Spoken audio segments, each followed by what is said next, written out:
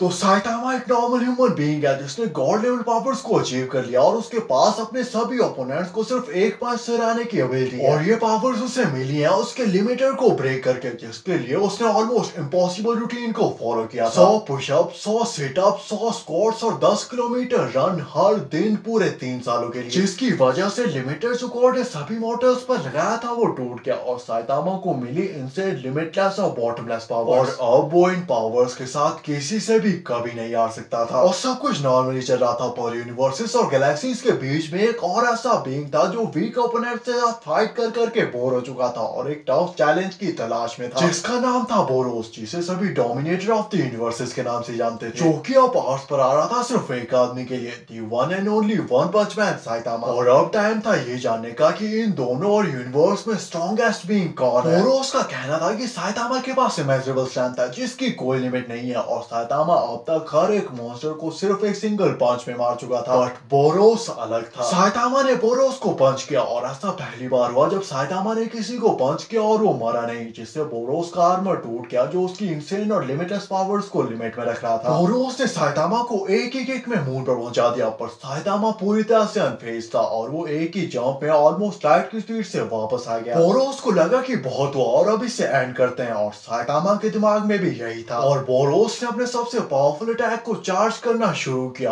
The collapsing star रॉरिंग cannon. और तब हमें साइतामा की पावर्स की एक झलक देखने को मिली जब उसने अपने सीरियस पंच का यूज किया, जिसने बोरोस के कोलैप्सिंग स्टार रॉरिंग कैनन को डाइवर्ट किया ही, पर अर्थ के एटमॉस्फेयर को भी दो पार्ट्स में डिवाइड कर दिया। और बोरोस कहता है कि साइतामा अभी भी होल्ड बैक कर रहा था और अगेन साइतामा अकेला, बोल्ड और यूनिवर्स का स्ट्रॉन्गेस्ट बीइंग था, जिसके बाद साइतामा की फाइट गौरव से होती है जो कि इस पॉइंट पर खुद एक मॉन्स्टर बन चुका था। गौरव प्लैटिनम स्वर्म के साथ अपनी फाइट में इतना ज्यादा फास्ट मूव कर रहा था कि उनकी मूवमेंट्स कुछ फ्रैक्शन ऑफ द सेकंड्स में हो रही थी और वो लाइट से लगभग 200 गुना ज्यादा फास्ट मूव कर रहे थे, जिसके बाद समहाउ गौरव गॉड के पास पहुंच जाता है जो कि यूनिवर्स का क्रिएटर और टाइम और स्पेस का कंट्रोलर था और गौरव की एक्सट्रीम डेडिकेशन को देखते हुए उसे अपने कुछ पावर्स ऑफर करता है, जिसके लिए गौरव को बस गॉड के हाथ को टच करना था, पर गौरव इवन इस ऑफर तक को रिजेक्ट कर देता है और गॉड के हाथ को पीछे उठाकर कहता है कि मुझे तुम्हारी पावर्स की कोई जरूरत नहीं है। और इवन उस गॉड और मॉन्स्टर के छोटे से टच ने कुछ ऐसा कर दिया जो कि पूरी तरह से अनएक्सपेक्टेड था, जिसकी किसी ने कभी उम्मीद तक नहीं की थी। और जब गौरव वापस आया तो वो कोई मॉन्स्टर नहीं बल्कि खुद एक गॉड बन चुका था। गौरव वापस अर्थ पर आकर सभी हीरोज को इजीली हरा देता है और जब साइतामा वहां पर पहुंचता है तो गौरव साइतामा के सामने जीनोस की कोर में होल्ड कर उसे भी मार डालता है और हमें पता चलता है कि साइतामा आखिर होल्ड बैक क्यों करता था, क्योंकि अब साइतामा के दिमाग में बस एक चीज थी,